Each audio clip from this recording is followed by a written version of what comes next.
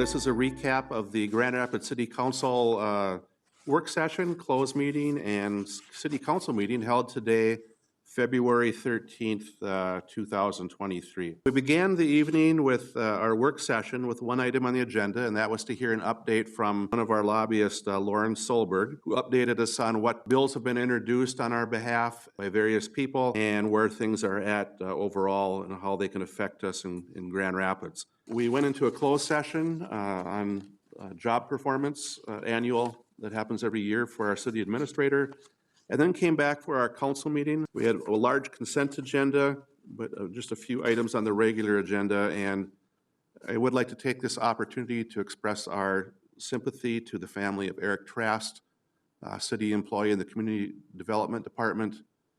Very sad and sudden death or bout with cancer that happened really quickly, and so we extend our sympathy to the families, and the council wants to extend our sympathy to city staff who work so closely with them and are struggling now with sudden loss. Again, a number of items on consent, but we move to the regular agenda where we hired a new police officer contingent on some background checks and so forth.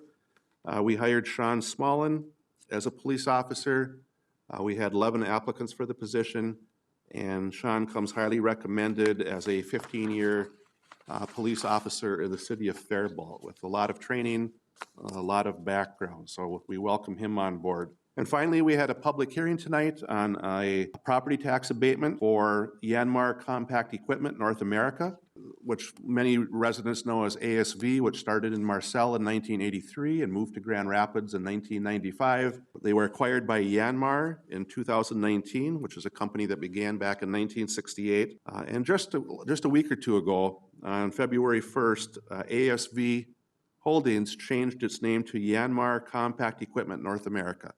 So that is now the company that we have in town. They sit on a 27-acre campus with a building of 300,000 square feet.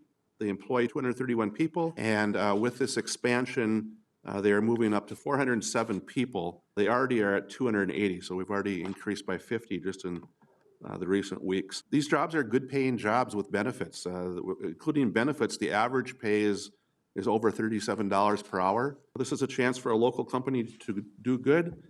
The project is a 32,000 square feet addition for painting of the manufactured materials, additional parking, and most importantly, additional tools and equipment, including a new paint line and staffing. A tax abatement, what it does is they will continue paying tax on what the tax would be right now, which is a little over $187,000 in property taxes.